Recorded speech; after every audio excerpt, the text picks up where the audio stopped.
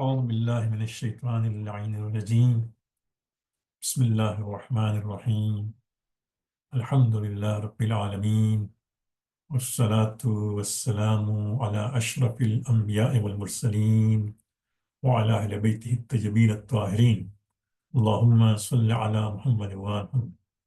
السلام عليكم جميعا ورحمة الله وبركاته. Thank you again for joining us for this 10th and the last session of this course regarding the merits of Sahar and Suhūr in Ramadan.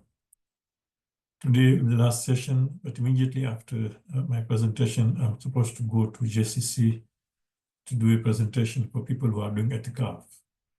They're having etikaf today, beginning today till Sunday. So, but for the survey or any other what suggestions you might have, my assistant now, Hassan Sayyed, will be there inshallah today. So you feel free to talk to him. There'll also be short survey. You can just answer the survey, please, before you exit from the meeting. So we continue as I said that now there was a dua which we started discussing the other day. We don't have much time, but I'll just briefly discuss the second part of it, the dua, which continues now, says, Bismillah, ya man yaqbul al-yasira wa ya'fu anil kasir. Subhanallah, Allah is so generous and so kind that He accepts from us even a few. Yasir is something, for example, simple or easy, right? As you say, وَلَقَدْ يَسَّرْنَا al-Quran, that Allah has made Quran easy. So same word, same root word. يَقْبَلْ يَسِيرَ وَيَعْفُ عَنِ الْكَثِيرِ. But when it comes to forgiving or pardoning, He forgives even kasir, a lot. So the one who accepts little but forgives a lot, subhanallah. يَا مَنْ يَقْبَلْ يَسِيرَ وَيَعْفُ عَنِ الْكَثِيرِ. اقبل مني اليسير واعف عن الكثير. So since this is your quality, Allah, that you accept even a little and forgive a lot, then for me also, whatever I'm presenting, this is interesting because اقبل مني اليسير, this shows that nobody should think that what we are doing is a lot. No, in the presence of Allah, our ibadat, our fast, our generosity, whatever we are offering is just little.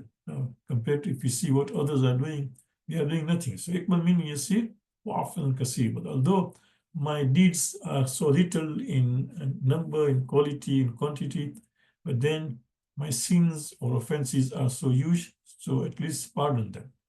Innaka antal ghafur rahim, because you have said also in the Quran that you are the one who is all forgiving and all merciful. So since this is your quality, keeping that in mind, I am, although offering little, but still asking for a more, because you are all forgiving and all merciful. Allahumma inni as'aluka imanan tubashiru bi qalbi. Subhanallah.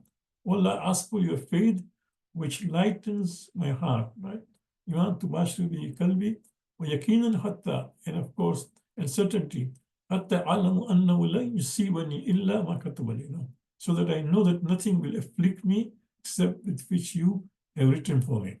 Illa ma kataba li. So whatever sometimes difficulties or challenges which we are facing, we realize that this is from Allah subhanahu wa ta'ala. There is some wisdom. Either He's trying to test me or He's going to reward me a lot for that, right? I should have yaqinan. Try to just, Allah, Allahumma as'aluka iman tubashir bil qalbi yaqinan, right?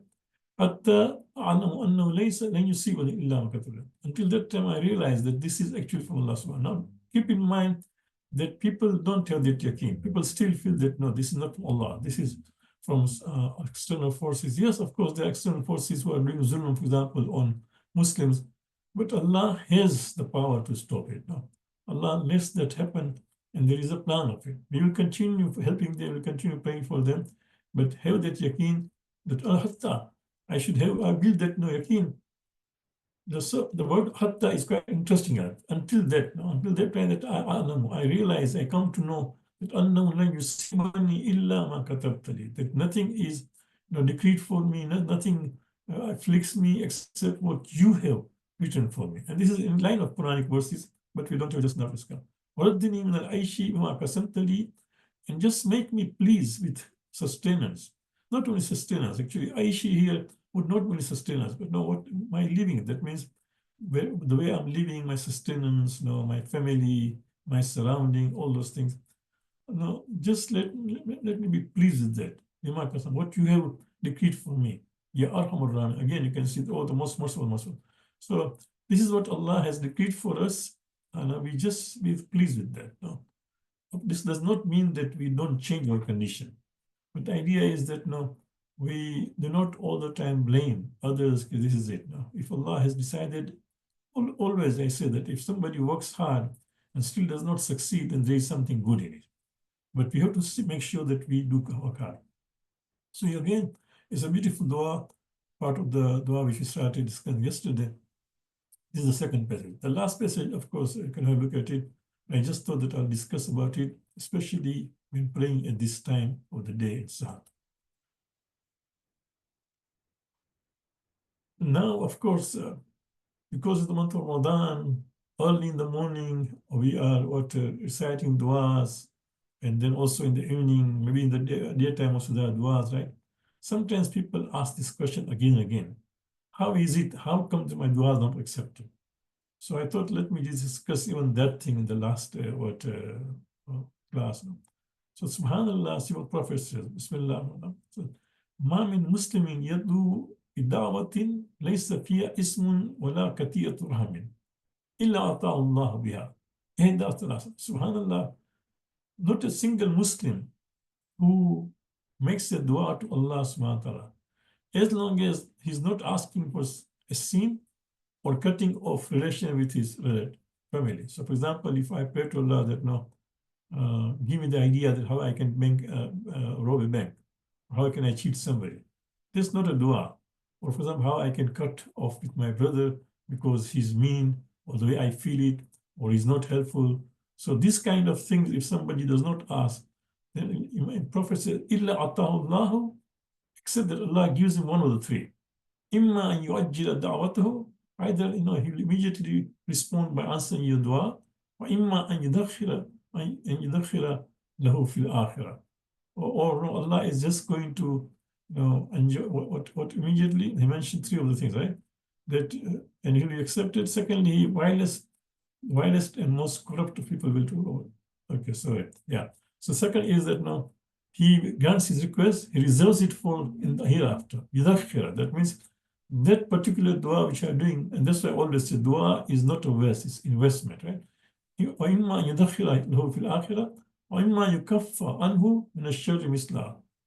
lieu of it, Allah will just repel a calamity to befall him. So because of that dua, other calamities will be just removed from you because of the dua. So keep in mind that your dua is never wasted. And this is a hadith from the Prophet, right? It is mentioned in some of the tradition that those who abandon the duty of enjoining what is good and forbidding what is evil, that means Amr bil Ma'ruf and Munkar, shall be afflicted with two calamities. Firstly, the supplication will not be accepted. Secondly, the violence and most corrupt people will rule over them. So that is also important, that as long as we don't abandon Amr bil Ma'ruf, Nahi and Munkar, inshallah, dua will be accepted. So this is it. But the next slide is quite interesting. This was even almost new to me because it came to me as I was preparing for this class this morning, right? And I won't read the hadith in Arabic because it's quite profound and a lot to discuss, but I'll just read its simple translation. The translation also is very simplified, but I've kept the Arabic originally there. So if somebody who knows the Arabic or somebody, for example, can use the AI to translate it, you can do that. It's a powerful, no? So you can see, there was a group of people who complained to Amir al-Mu'mineen that the supplication was not being accepted. The Imam stated the following 8 reasons behind it. Imam said, okay, your du'as are not accepted. These are the 8 reasons, right? Because it says that no, your hearts are committed treachery in 8 things. And for this reason, your supplications are not being accepted. So because your heart have taken and it has deceived you, committed treachery regarding 8 things. Number 1, you recognize God, but you do not give his due right. So you realize that no, Allah is there, Allah is my God, but فَلَمْ تُؤَدُّوا حَقَّهُ كَمَا أَوْجَبَ عَلَيْكُمْ فما أنكم من معرفتكم شيئا. No, he says, Imam, that no, we recognize that Allah is the Lord, He is God, I'm supposed to worship Him. But what are His right? We don't give Him. So we do not give what is due right to Him. And then, of course, uh, the way we have been obligated. Then, of course, Imam says, then that marif of Allah is of no use when you don't give His right? Second thing, he says that no, you believe in His messenger, yet you violate His sunnah. This is quite interesting. No? That yes, this is why I've always been saying that no, in the book we also showed you last, one of the classes, Sunan Nabi, that we consider Prophet as a great Prophet. He is the messenger of Allah subhanahu wa ta'ala, is the greatest Prophet. Remember him all the time in Azan, in our Tashahud, in Ruku, Sajda, right? But then when it comes to his Sunnah, what was his practice? What was he doing? That we abandon it, right? So either we abandon or we violate it. We can't do that. If we believe Prophet was a great person, then let's try to live the life of the Prophet. And that's why we say that now the Sunan Nabi is an important book. It should be there in your living room. You read his book, but you do not accept upon it. That means you read the book of Allah, that means Quran, do not act upon it. So again, this happens that when we read the Quran without understanding, without trying to reflect, then it's just reading, right? We are supposed to act upon it. What does Quran say? As we are reading it, does it, for example, does it, for example, that's no, for a moment, let me just wait. What is it trying to say? Let me read it again. Let me read it again, right? For example, sometimes if you're reading a legal document, we read it several times to make sure that we are not missing. So this is the book of Allah subhanahu wa ta'ala. There are instructions. So we should also pause and say what Allah is trying to say. Am I following? Number 4, you say that you are afraid of God's punishment or wrath, but you commit acts which draw you closer to it, right? So that means, although we say that we are afraid of Allah's punishment and wrath, but then we do things which will bring us closer to His punishment, Allah's punishment. So we do those things which will attract Allah's punishment. You say that you yearn for His reward, yet to do things which keep away from it. We are yearning that may Allah give us reward now and hereafter, but then we keep away from it. That means we don't perform those good deeds. For example, so often there is an insistence about charity, right? How much do we give? Just little, is that enough when people are so much in difficulty? So this is very important, right? I was thinking as an example that take, for instance, here, right? We have iftar here at Jeffrey Center. That iftar, as known, ordinary day is $8,000 on a weekend, or rather it could be $12,000. So yes, the good thing is that now we all get together, have iftar at home. You don't have to cook something, just go there. And plus we are able to also include other communities who also feel at ease to come to Jeffrey. Although they're not members, but they still feel that no, at least this is organized place, we'll go there. So that is the positive of it, right? That so many people benefit. But then on the other side, that kind of money, $8,000 or $12,000, right, can help so many poor people in other countries, right? So then make it sure that we make the best out of it. Or for example, if we have used $8,000 for iftar, we have used equal amount, even more for those who are needy. So that should be kept in mind. No? So he says that, no, that we keep away from the reward of Allah. No? Then, of course, you enjoy His blessing, but you do not express your gratitude. This is another thing. Subhanallah, you know, there are so many examples that give life, right? As you age, you realize, for example, certain things now you cannot do it properly, or it's challenging to do this thing. Then I said to myself, oh Allah, I never thanked you for this thing. I just took it for granted that this is just there. But no, in fact, there are ni'mat of Allah subhanahu wa ta'ala at every stage. So we enjoy in the blessings of Allah subhanahu wa ta'ala, but do we really express our gratitude? Do we say, shukran ya Allah? No? You are commanded to be enemies of shaitan, but you befriend him. So shaitan, innahu lakum adu mubin, Quran says, right? Innahu lakum adu mubin, number of times, that he is a manifest enemy to you. But even then, we do things which shaitan would like. So we befriend him. That means we are just in the company of shaitan. Whatever he is doing, we are also doing it. And then finally, say you place the defects of people before your eyes, but you are negligent of your own defects. So everybody has defects, shortcoming. How is it that we're able to see others' shortcoming and not our own shortcoming?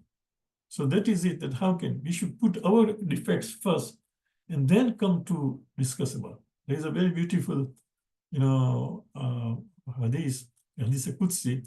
I don't remember exact words and I'm fasting, so I'm just paraphrasing it. Right? That Nabi Isa was asked that we never see you, talking about people and what they are doing, right? He says that I'm so preoccupied about my own shortcomings that I don't have time to look at other shortcomings. No? My own shortcomings are so many that I'm just preoccupied in trying to find what are my shortcomings, how can I correct it, this is my shortcoming, how can I... So we are so much preoccupied with that, there's no time to talk about others. So this is important, right? So Imam says, subhanAllah, these 8 things are the reasons that Allah is accepted.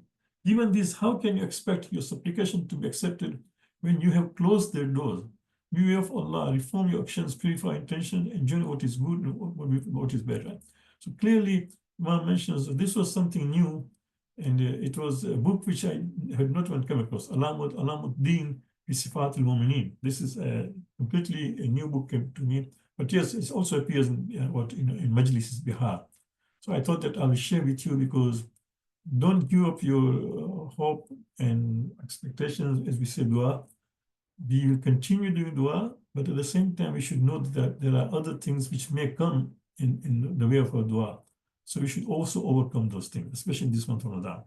Finally, on a slide, before I take your permission, is that it is very important throughout the year, but especially month of Ramadan, let's try to find ways to cry to Allah subhanahu wa ta'ala. Let's try to shed tears to show our fear of Allah subhanahu wa ta'ala and lack of awe for Allah subhanahu wa ta'ala, that we are not fulfilling what's supposed to be. Prophet says in his farewell sermon, one who sheds tears fearing Allah will get the reward equal to the weight of the mountain of Uhud on his scales. Subhanallah. So imagine mountain Uhud, a huge mountain. Those who have gone to Umrah or Hajj, and you must have gone and seen Umrah, right? That huge mountain of Uhud. So if you that put in scale how much it is, it's just if you shed tears in fear of Allah subhanahu wa ta'ala. So what do we do? There are so many things we can do. But just now, because we are discussing about this Sahar and Suhūr, so I thought something which we can do in Sahar, which will help. I have found that Dua Abu Hamza Somali, when we recite it and reflect on it gradually, then that will surely result in shedding tears. I can assure you. It's so powerful. The art of invoking, the art of talking to Allah subhanahu wa ta'ala, the style which will really move you. That is what this dua teaches. And keep in mind, you don't need to complete the entire dua. Ayatollah Khomeini used to say that we are not spiritually to that degree, to that level which Imam Sajjad was. So there is no way that we can read the entire dua in one sitting. In fact, he advised even do it over five sittings. So dua takes, for example, if you read yourself, it may take over an hour. Somebody who is a avid reader, for example, they may finish in 50 minutes, 45 minutes. So just take 1/5 of it, and over time, read slowly, reflect on it. It's a very powerful dua, very powerful dua. I can assure you that if you were to read that dua, understand this reflection, it will definitely result in shedding tears. Ayatollah Misbah Yazdi has a commentary on this dua, which is available also in English and also online. He says that dua Abu Hamza Somali is recited before dawn during the month of Ramadan, is one of the noble and substantial supplications transmitted from Imam Ali ibn Hussein. Abu Hamza Somali was a companion of Imam al-Baqir as well as Imam Sadiq, who recorded this supplication from Imam Sadiq Sajjad directly. Abu Hamza was called the Salman of his time. So imagine, on account of his closeness to Imams, he heard from the fourth Imam, he was companion of fifth Imam, sixth Imam. So he had seen three Imams, right? He was considered Salman of his time, right? And this dua speaks of Imam Sajjad's knowledge and personality. Although the supplications transmitted from Imams are sometimes expressed in simple terms that contain sublime points and everyone is supposed to reflect on and benefit from that. Now, the higher a person's spiritual state is, the more he will be benefit from this dua, right? So he says, yeah, sometimes the wordings may be simple if you compare with the Quran, other thing, but this is, the points are very, subtle, he says. And the sublime and subtle the points are there. So keep that in mind because they come from Imam. Sheikh Muhammad Ali Shumali also has a reflection on this dua. It's available on Islam. It says the supplication of Muhammad Shumali is narrated from Imam Sajjad and is one of the most precious and well-known prayers, enjoying a high status amongst great scholars, right? One of the major ideas mentioned in this supplication is how to find a balance between hope and fear. Throughout the supplication, this idea is often repeated and focused on the beautiful in different ways. Imam using this language in trying to balance between hope and fear. That we have fear of Allah subhanahu wa ta'ala because we have not fulfilled our duty. Allah is so great. But at the same time, when we look at the kindness of Allah, the generosity of Allah, the dignity of Allah, the karamat of Allah subhanahu wa ta'ala, then we have hope that no, He will forgive us, He will overlook, He will pardon us, right? So it's quite a good way of balancing these two things. And throughout the dua, this theme comes again and again. So make a point that in this month of Ramadan, at least a few nights. Now, if you decide to do it over 3 nights, then 3 nights. If you decide over 4 nights, that spend some time in reading this dua, reciting, but with meaning, if possible. Or you can listen to it, but then later on you can read the meaning just to see that it moves. Inshallah, that will bring about the tears which Prophet is trying to say, especially in the time of Sahar. So with that, I will try to take any questions if you have. Otherwise, I'll take your permission because I just have to leave for JCC where people are waiting because they have just started the etikaf and there are so many newcomers. They sometimes need some kind of answers to some of the questions. So inshallah, make sure that you don't leave before answering the survey. And later on, you can also let us know what else you can do besides answering the survey. Please keep us in your du'as. I wish you all the best, inshallah, in the remaining days of Ramadan. We'll try to, may Allah subhanahu wa ta'ala accept our fast, our prayers, our donations and generosity, our istighfar, our munajat, right? Whatever, our tilawah, Quran, whatever we are doing in this month of Ramadan, all those good deeds, may Allah accept it, inshallah. And may Allah give us the ability to make this Ramadan really memorable as one of the best Ramadan, inshallah. So inshallah, I will leave, but you can stay slightly back. If you anything, my assistant, inshallah, will take note of, inshallah.